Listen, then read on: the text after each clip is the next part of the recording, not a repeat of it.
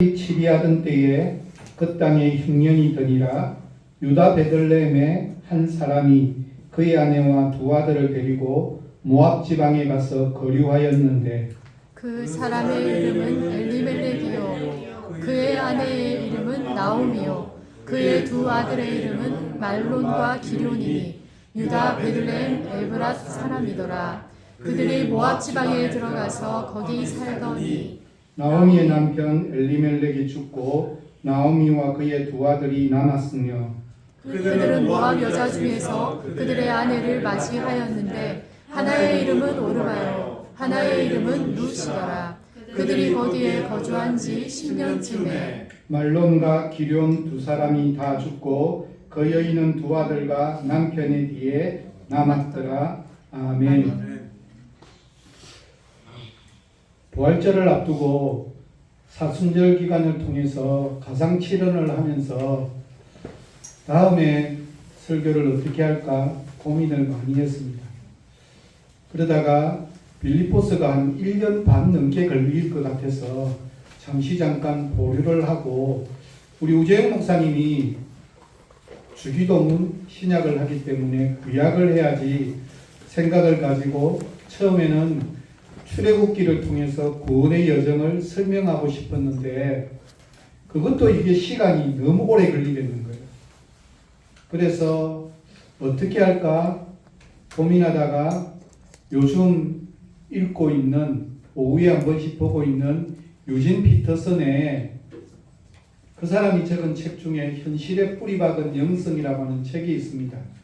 그 책을 가지고 20주에 걸쳐서 다윗의 생애를 설교를 할까 고민하다가 다윗의 배경이 되는 룻기를 먼저 설명하는 게 좋겠다는 생각을 가지고 설교를 준비를 했습니다. 룻기는 저에게는 굉장히 뜻깊은 성경 중에 한 가지입니다. 제가 전도사가 됐을 때가 1994년도 11월 4일 날 전도사가 됐어요. 그럼 그때부터 교육부를 설교를 했겠죠. 근데 전도사가 되기 전에 첫 번째 설교를 원래 다니던 교회가 아닌 신학교에 들어가면서부터 제가 옮긴 교회가 있습니다. 그 교회는 그리 크지 않은 교회였고 목사님도 있고 전도사님도 있었는데 목사님이 다른 교회 헌신예배차 가시게 되면서 전도사님이 있는데 다른 신학생도 있는데 저에게 설교를 해라고 저녁예배 설교를 해라고 이야기를 했어요. 그래서 어떤 본문을 골랐을까요? 예. 룻기 1장 15절부터 말씀을 가지고 설교를 했던 게 기억이 나요. 그러니까 제가 전도사가 되기 전에 저녁예배 설교를 했는데 그때 첫 번째 설교 말씀으로 선택했던 게 룻기입니다. 굉장히 좋아하는 말씀이겠죠, 룻기를.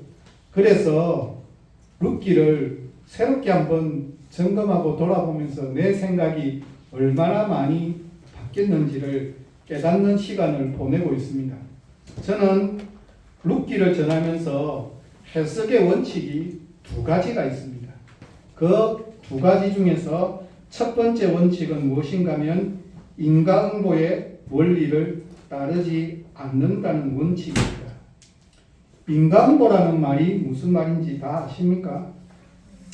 이 용어는 한국인의 정서에 굉장히 깊이 뿌리박고 있는 사상입니다. 인간의 행동에 따른 결과와 그 결과에 합당한 원인이 있다라고 하는 의미입니다. 좀 더 쉽게 설명하면 마치 내가 헌금 많이 하고 내가 주일 열심히 예배드리고 내가 충성하고 헌신하고 봉사하면 그것 때문에 하나님께서 나를 지켜주시고 보호하여 주시고 인도하여 주신다 라고 하는 게 이 인과응보에 깔려있는 가장 기본적인 사상 중에 한 가지입니다. 그러나 사실 이 용어는 불교의 경전에 나오는 문구입니다. 불교의 중요한 사상 중에 하나입니다. 업이라고 하는 개념을 바탕으로 선악의 원인과 결과를 설명합니다. 쉽게 설명하면 인과응보를 통해서 선을 쌓으면 좋은 결과가 있고 악을 쌓으면 나쁜 결과가 따르게 된다라고 설명합니다. 성경을 이렇게 해석하면 될까요? 안 될까요? 안 된다라는 사실입니다. 저는 이런 인과응보의 원리가 사탄의 원리라고 생각합니다. 사람이 이 땅을 살아가다 보면 때로는 잘 될 때도 있고 잘못될 때가 있습니다. 오늘은 일이 잘 되다가 내일은 일이 잘못되기도 하는 경험을 하게 됩니다. 그런데 인과응보의 사고는 무엇입니까? 일이 잘 안 될 때 항상 하나님을 의심하게 만듭니다. 이 세상을 살다 보면 내가 원하는 대로 잘 되는 일보다 안 되는 일이 훨씬 더 많습니다. 생각 한번 해볼까요? 지난주 수요일 날 22대 국회의원 선거가 있었습니다. 출마한 사람보다도 당선이 된 사람이 더 적습니다. 출마하면서 떨어질 걸 뻔히 알면서 단지 자신의 이름 알리고 자신을 한번 소개하는 것 정도의 목표를 가지고 출마하는 사람은 극소수일 것입니다.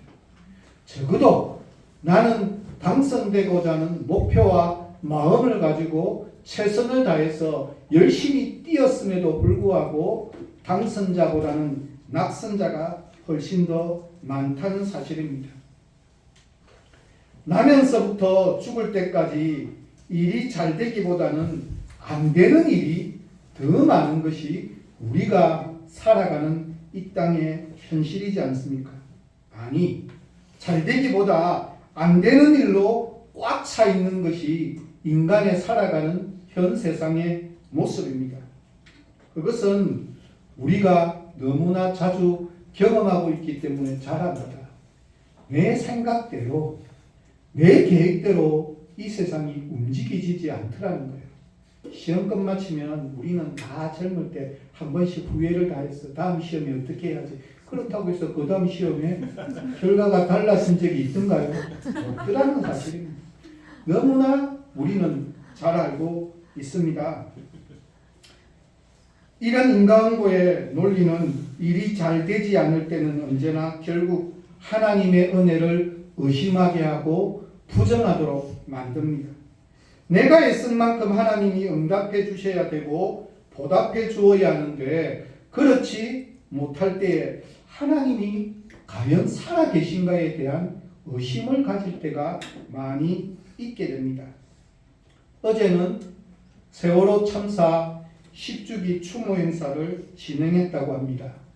2014년도 4월 16일 제주로 가던 탑승객 476명 중에 304명이 사망하거나 실종이 된 사건입니다. 아직 내부의 시신은 발견하지도 못했답니다. 멀리서 보는 제3자의 입장에서 선 사람들은 너무나 쉽게 저 사람들은 어떤 죄를 지어서 저런 일을 당할까라고 생각하고 말도 함부로 내뱉고 자녀를 잃고 가슴 아파하는 부모들 앞에서 단식하고 있는 그들에게서 피자를 시켜서 먹고 통닭을 시켜서 먹는 추태까지도 했었습니다. 막상 그 일을 당한 사람들의 입장에서는 얼마나 억울하고 가슴이 무너졌을까. 그들은 사랑하는 남편과 아내의 죽음 앞에서 아니 사랑하는 아들, 딸을 먼저 떠나보내고 하나님의 존재를 의심할 수밖에 없었던 것이 분명합니다. 가장 최근에는 2022년도 10월 29일 토요일 기억나십니까? 할로윈 축제로 너무나 많은 인파가 몰려서 압사 사고가 일어났고 195명이 부상당하고 159명이 사망한 안타까운 사고입니다.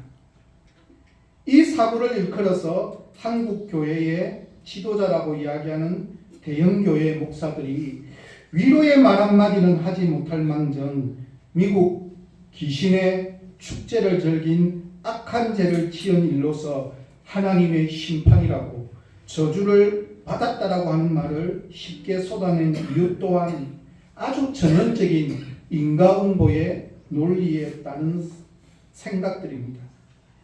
신앙이 교리화되고 율법화되면 이렇게 비인간적으로 바뀌어져 갈 수밖에 없는 사실입니다.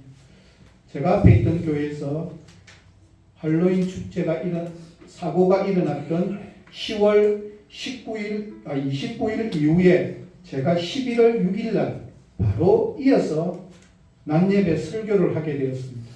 그때 설교의 제목이 위로의 사람이었습니다.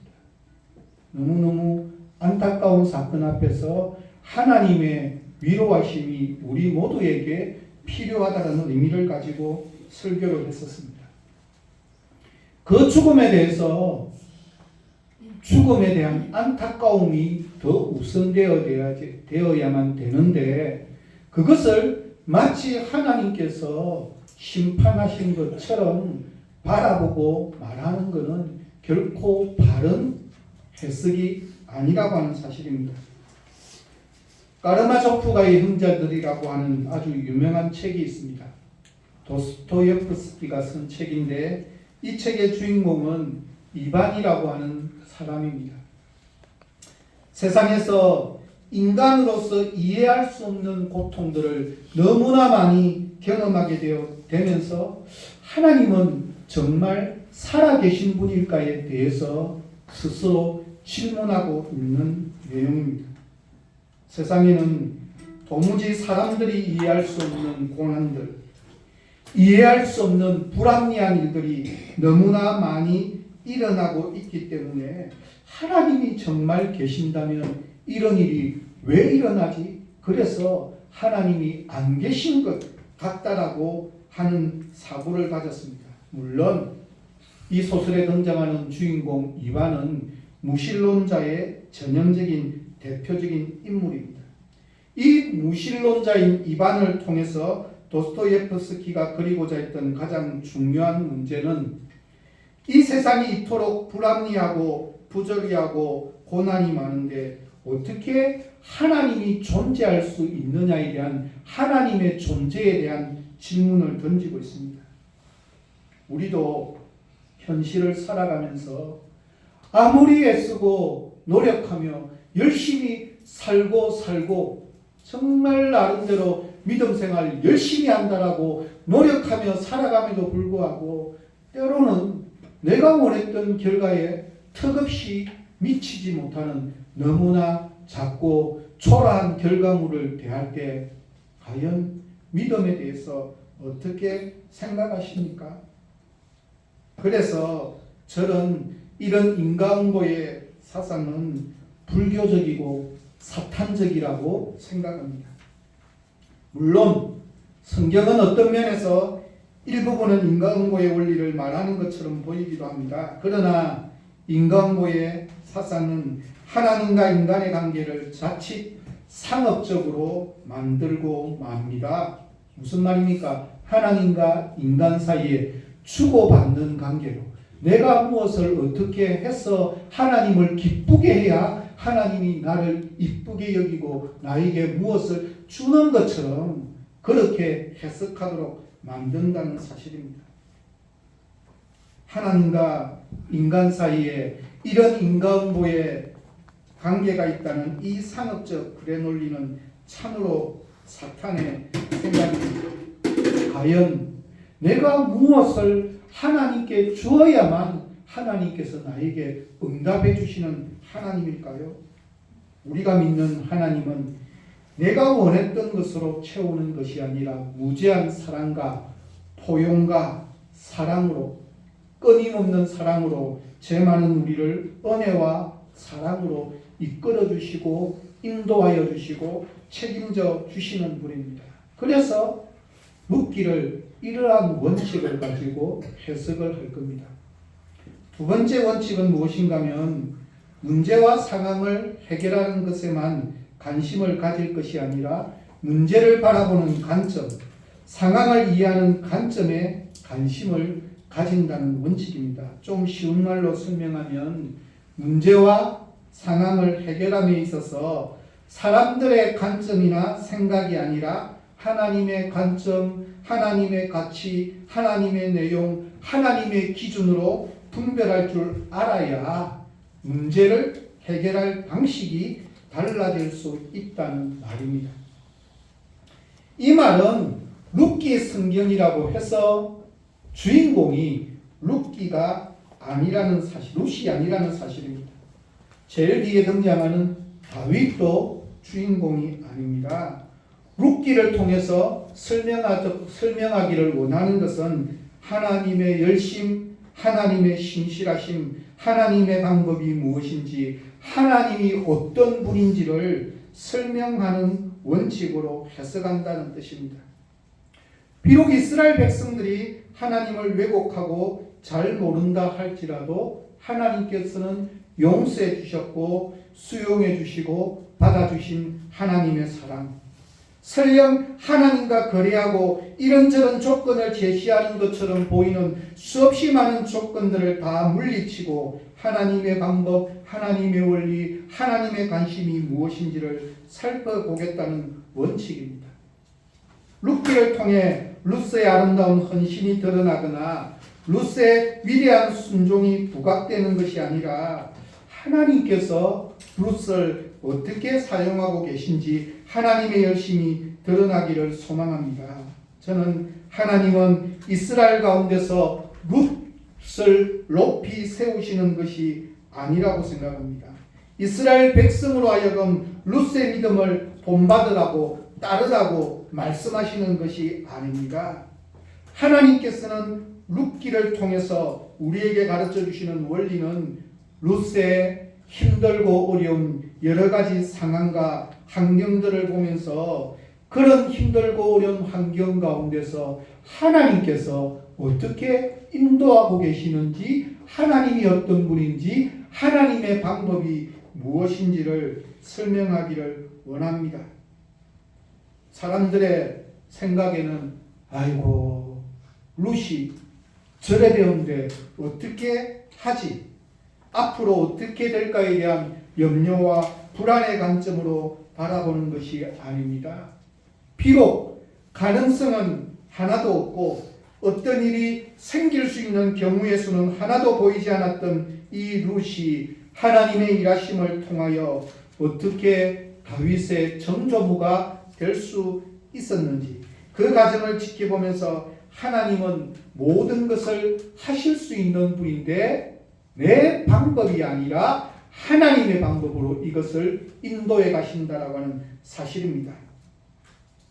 하나님은 룻을 세우시거나 다윗을 세우시는 것이 목적이 아니라 룻을 세우시는 과정을 통해서 도대체 하나님이 어떤 분인지를 알게 하기를 원한다는 사실입니다. 그래서 이스라엘이 룻을 알고 룻의 방법대로 살아야 하는데 룻의 방법을 의지하는 것이 아니라 룻을 룻되게 하신 하나님을 알고 하나님을 의지해야 하는 것이 룻기의 이야기입니다.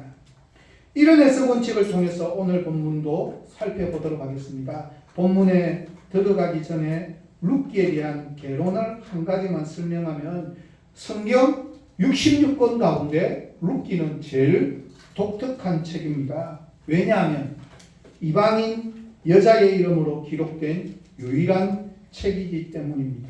여자 이름으로 기록된 성경은 두 권이 있습니다. 에스더스와 룻기입니다.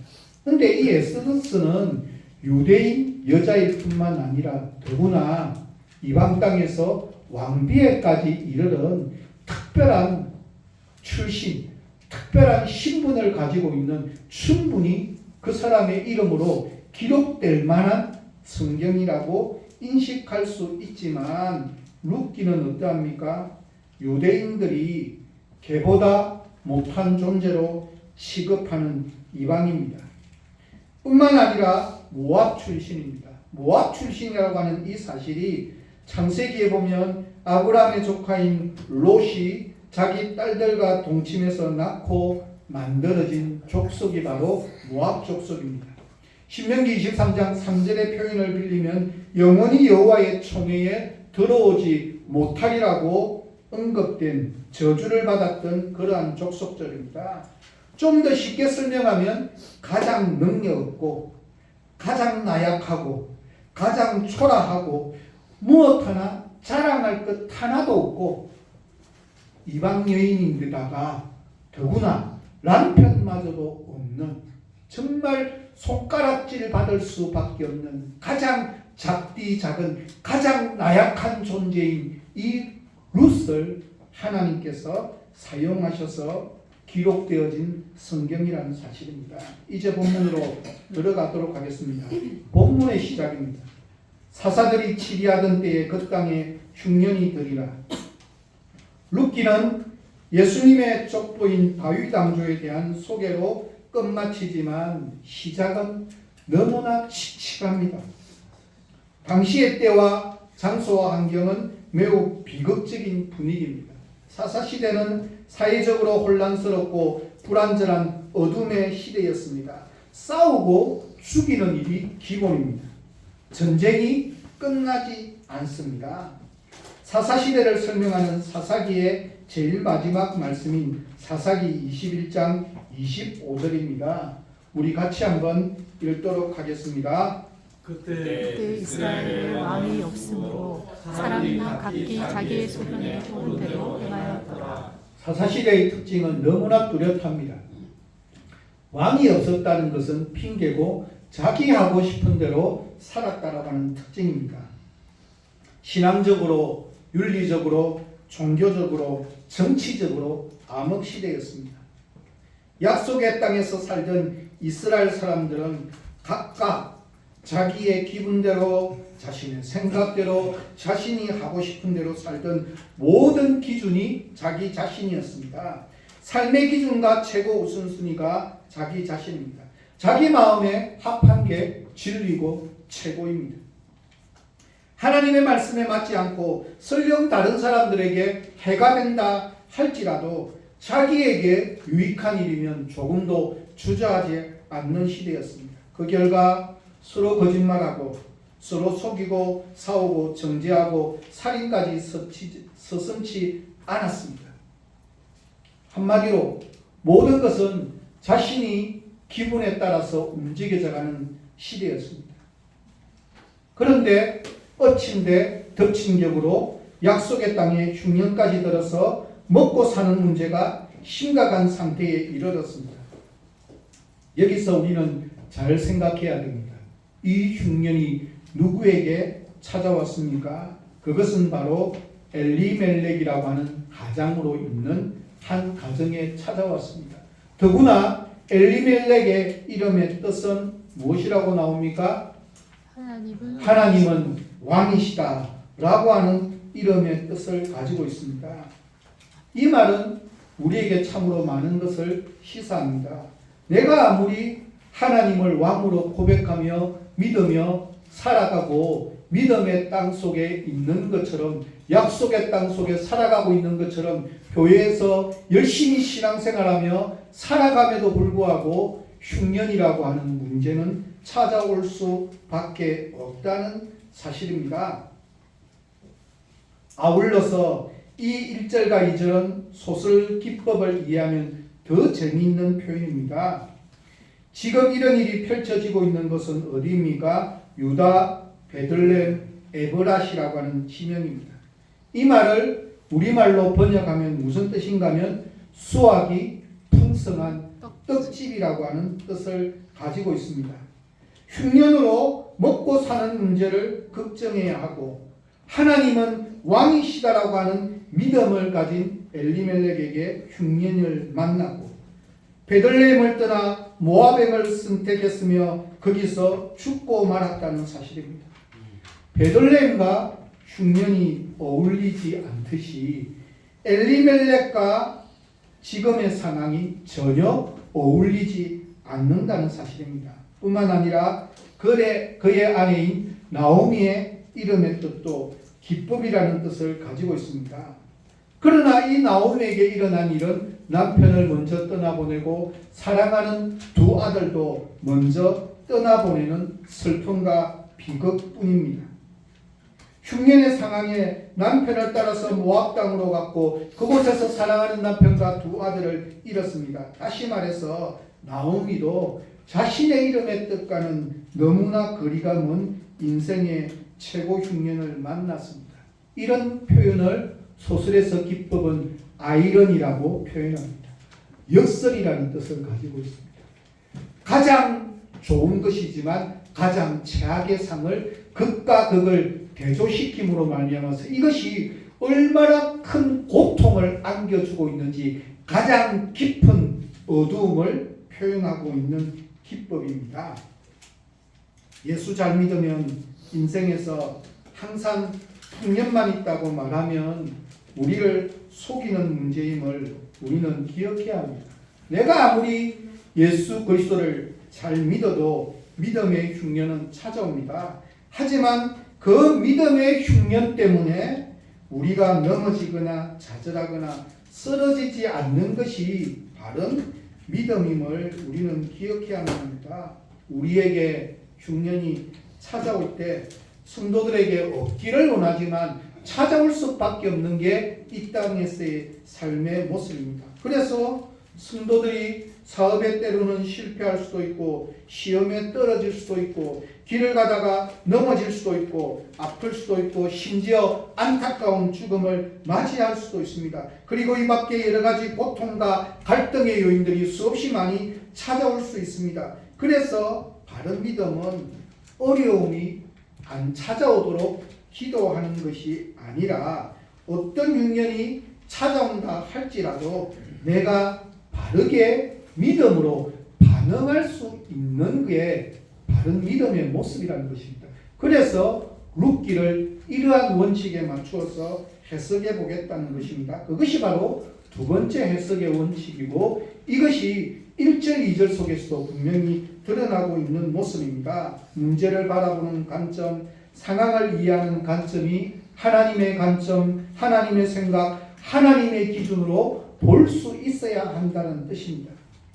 성경에서 말하는 믿음, 성경에서 말하는 기도는 항상 동일합니다.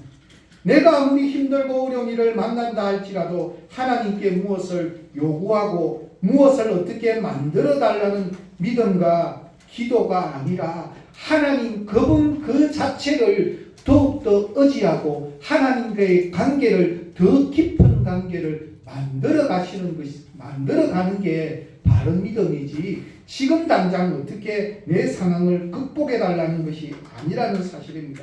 그래서 그 믿음을 통해서 하나님을 더욱더 의지하고 하나님께 더욱더 가까이 다가가고 하나님과의 관계가 더욱더 하나가 되어야만 합니다. 우리가 믿는 하나님은 내가 처해 있는 상황이나 환경을 알지 못하시는 분이 아니라 나의 처해져 있는 상황과 환경을 다 알고 계십니다. 뿐만 아니라 그 처한 상황을 넉넉히 해결할 수 있는 능력과 사랑의 마음까지도 가지고 계신 분임을 우리는 결코 잊지 말아야만 합니다. 그렇습니다. 그래서 마태복음 6장 8절은 이렇게 말씀합니다. 마태복음 6장 8절 함께 읽도록 하겠습니다. 그러므로 그들을 본받지는 마라. 왕의 회장에 너에게 쌓아갈 것을 하나님 너희 아버지께서 아시느니라.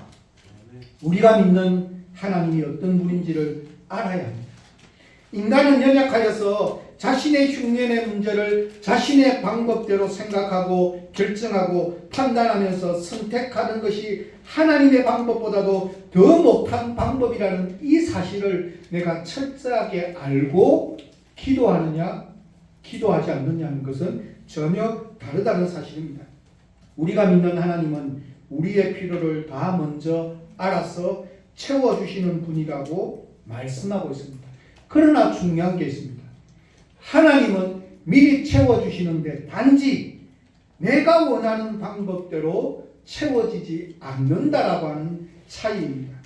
내가 구하지도 찾지도 원하지도 않을 때라도 나의 흉년의 문제를 하나님의 방법대로 하나님께서 반드시 해결하여 주시는 분이심을 믿어야만 합니다. 그렇습니다. 그래서 바른 믿음은 무엇을 해달라고 하는 나의 기준이 아니라 하나님께 나의 삶을 다 아시는 그 하나님 앞에 무릎만 꿇을 수 있어도 하나님의 방법으로 하나님께서 역사하시고 하나님께서 해결하여 주심을 추워도 의심하지 말아야만 합니다. 나는 간증 중에 제일 싫은 간증은, 오해하지 마십시오, 제 말 뜻을 잘 이해하면 좋겠는데, 내가 기도해서 무엇을 이루었다라고 하는 간증입니다. 이 좋은 간증을 제가 왜 싫어할까요? 그것은 내가 기도해서 하나님을 어떻게 바꾸었다라고 하는 생각이 이 속에 담겨져 있기 때문이라고 생각합니다. 우리의 간증은 하나님이 바뀌는 것이 아니라 하나님이 나를 어떻게 바꾸시고 내가 하나님이 어떤 분인지를 알아감으로 인해서 그 하나님께 내가 어떻게 사로잡혀가고 내가 바뀐 것이 우리의 신앙의 간증이지, 내가 하나님을 바꾼 것을 내가 마치 뭐라도 대단한 일을 한 것처럼 그렇게 우리가 생각해서는 안 된다라고 하는 사실입니다. 바른 믿음은 하나님을 바꾸고 세상을 바꾸는 것이 아닙니다. 내가 자꾸 하나님의 말씀으로 변화가 일어나야 합니다. 말씀을 통하여서 하나님을 만나고 말씀을 통해 하나님을 알고 기도와 응답으로 말미암아서 하나님을 체험하면서 내 생각, 내 원리, 내 기준, 내 방식이 자꾸 하나님의 방식으로 변화가 일어나야만 합니다. 엘리멜렉의 결정과 선택과 판단은 철저한 사사시대의 방식인 자신이 하고 싶은 것대로 결정하였습니다. 물론 그가 고향 땅, 약속의 땅, 그 땅을 버리면서 영원히 그곳에 살기 위한 결정은 아니었습니다. 1절 마지막 단어를 살펴보면 거류하기 위함이었습니다. 한마디로 잠깐 이 먹고 사는 문제만 해결하면 돌아와야지, 그렇게 생각하고 선택한 문제였습니다. 우리도 믿음을 선택할 때 그런 생각들을 많이 하지 않습니까? 이것만 어떻게 해결하면 내가 어떻게 해야지, 이것만 그렇게 길게 가지 않으리라고 생각하며 쉽게 판단하고 결정했던 그 문제 때문에 계속해서 더 깊은 나락 속에서 허덕이고 벗어나지 못하는 너무나 많은 사람들을 저는 보았습니다. 그래서 본문이 똑같은 이야기입니다. 2절을 보면 뭐라고 이야기합니까? 거기 살더니 원어를 보면 전혀 다른 뜻입니다. 잠깐 거류하려고 했는데 마침 이사를 해버려서 이제는 아예 이곳에 내가 정착했다라고 하는 뜻입니다. 우리 인생은 한마디로 절대로 내가 생각하는 방식대로 움직이지 않는다는 사실입니다. 처음에는 기근의 문제, 흉년의 문제를 극복할 수 있는 가장 좋은 방법이라고 스스로 결정한 문제입니다. 그러나 바른 믿음은 하나님의 개입을 기다리고 체험하며 살아가야만 합니다.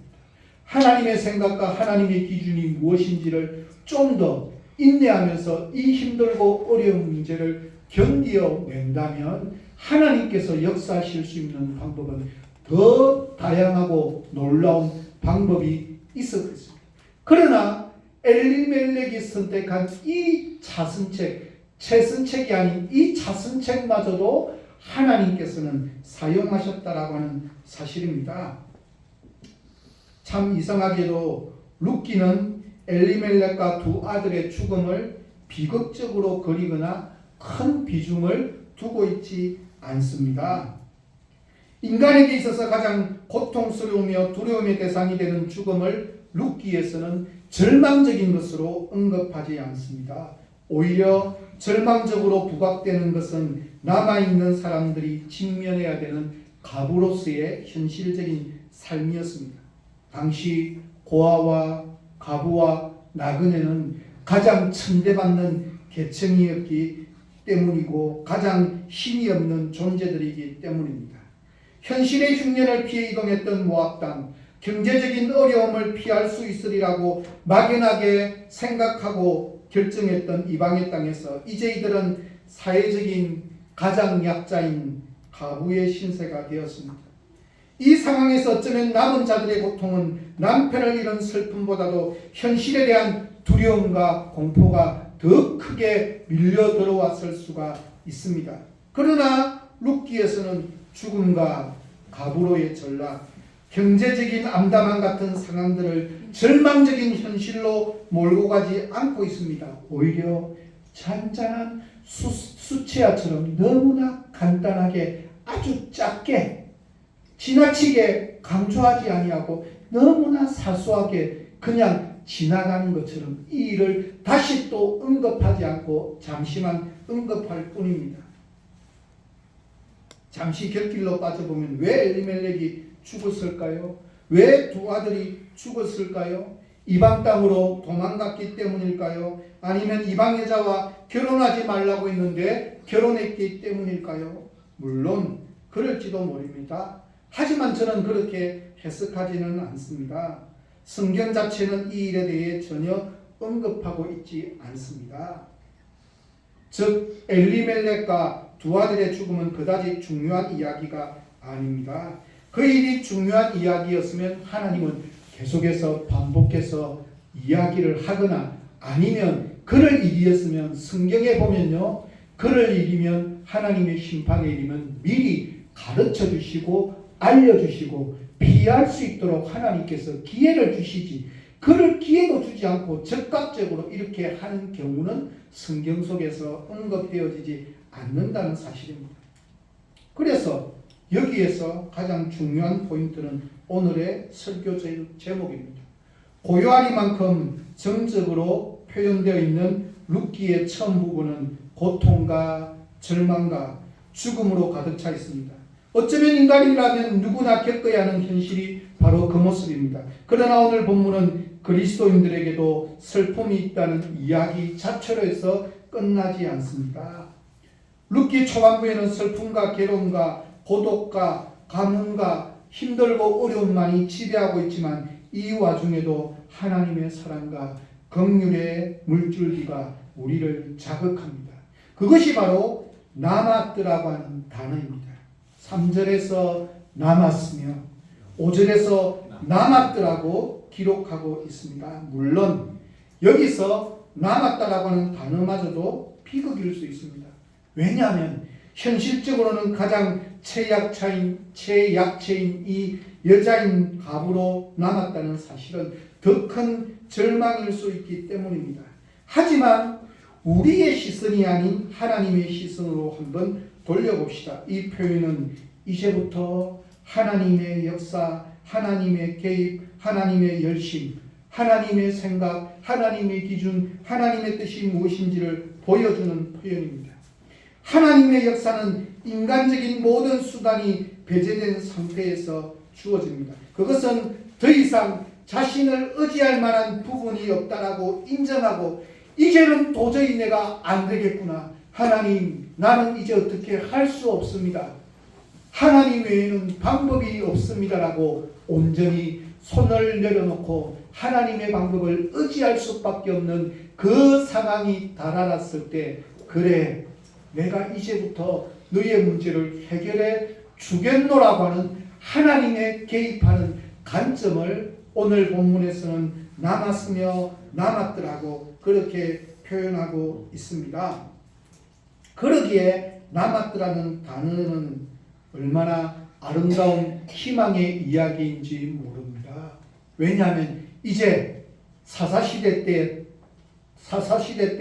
다스리고 지배하고 있던 그 원칙이었던 자기 하고 싶은 소견대로 할 수 있는 것마저도 이제는 아무것도 없었기 때문에 이제 남아있는 자를 통해서 하나님께서 새로운 역사를 어떻게 만들어 가실지에 대한 이야기가 이제 다음 주 본문부터 주어질 이야기라는 사실입니다.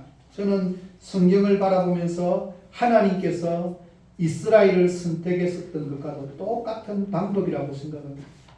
왜 이스라엘을 선택했습니까? 가장 작고 가장 초라하고 여기저기서 매일 얻어터지고 하나님이 안 도와주면 도저히 살아갈 수 있는 방법이 하나도 없는 민족이었기에, 가장 나약한 민족이었기에 하나님께서 그들을 선택하시고 하나님의 방법으로 그들을 지키시고 보호하셨던 것처럼, 마치 나오미가 처해 있는 형편, 룻이 처해 있는 형편도 어떠하다는 겁니까? 인간적으로는 기댈 것이 하나도 없고 할 수 있는 방법이 전혀 하나도 보이지 않는 너무나 절망적인 상황 가운데, 그때부터 하나님께서는 뭐라고 이야기하십니까? 이제부터 내가 너에게 역사하겠노라. 그것이 남았더라 말을 통해서 가르쳐 주시는 새로운 희망입니다. 분명히 룻기는 새로운 대안을 제시합니다. 그것은 우리 인생의 흉년 속에 함축되어 있고 숨어있는 남았더라가 무엇인지를 찾는 일입니다. 흉년을 극복하기 위해서 잔머리를 굴려서 도피한다면 우리는 아무리 열심히 산다 할지라도 시간을 낭비하고 인생을 낭비하게 됩니다. 우리가 중요하게 생각해야 할 일은 현실 극복이 아닙니다. 내 현실 속에 지금도 나와 함께 임자여 주시고 나를 하나님의 방법대로, 하나님의 생각대로, 하나님의 열심으로 빚기를 원하시는 하나님이 어떤 분인지를 깨닫고 볼 수 있는 믿음의 눈을 가지면 내 지금 형편이 룻보다 더 힘들고 어려운 형편에 처해져 있다 할지라도 상관이 없습니다. 단 정말 이제는 내 방법대로 안 될 것 같습니다. 하나님의 방법대로 내가 내어 맡깁니다라고 맡길 수 있을 그때부터 그 속에 숨겨져 있는 예수 그리스도로 인한 최대 희망이 무엇인지를 느낄 수 있어야만 합니다. 그것이 바로 우리가 매일의 삶 속에서 하나님을 나에게 맞추는 것이 아니라 내가 하나님께 맞추어가는 일입니다. 나의 방법이 아닌 하나님의 방법으로 살아가게 될 때 우리의 인생은 바뀌어져 갑니다. 그래야 믿음이 바뀌고 기도가 바뀌기 시작합니다. 내가 하나님을 조정하려고 하지 마십시오. 하나님의 생각이 무엇인지 하나님의 뜻에 내를 한번 온전히 내어 맡겨보십시오. 그러면 남았더라는 남은 사람을 통해서 하나님께서 이 룻에게, 아무런 희망이 없던 이 룻에게 다윗의 정조모가 되도록 만들어주셨던 특별한 은혜가 우리의 삶 가운데도 반드시 함께함을 바라보기를 소망합니다. 저는 룻기를 통해서 하나님이 어떤 분인지를 깨닫기를 소망합니다. 앞으로 계속되어질 룻을 통해서 나를 구원해 주신 하나님이 어떤 분인지를 발견하고 그 하나님의 방법대로 나를 온전히 내어 맡기는 귀하고 복된 우리의 인생이 되어지시기를 예수 그리스도의 이름으로 간절히 부탁드립니다. 이 시간 기도하도록 하겠습니다. 좋으신 하나님, 천지를 말씀으로 창조하여 주신 그 하나님이 내가 믿는 하나님임을 추호도 의심하지 않을 수 있도록 도와주옵소서. 이 땅을 살아가면서 내가 원하는 방향대로 되어지지 않는 너무나 많은 일들을 만나면서 하나님을 내가 원하는 것대로 나의 방향대로 자꾸 움직이고 조정하려고 하지 않도록 도와주시고 하나님의 생각, 하나님의 기준, 하나님의 뜻이 무엇인지를 조금씩 깨달아갈 수 있도록 도와주옵소서. 혹시나 지금 내가 처해져 있는 상황의 삶이 어둠 속에 있는 고통의 삶 속에 있다 할지라도 이 어둠 속에서 남았더라고 하는 하나님의 방법이 무엇인지를 깨달아갈 수 있는 믿음의 눈을 우리에게 허락하여 주옵소서. 그래서 남은 것을 통해서 하나님의 방법으로 더 크고 놀라운 것으로 엮어주시는, 만들어 가시는 천지를 말씀으로 창조하여 주신 그 하나님의 능력이 우리의 속에 함께함을 추워도 의심하지 아니할 수 있도록 은혜 베풀어 주옵소서. 감사를 드리며 예수님 이름으로 기도드립니다. 아멘.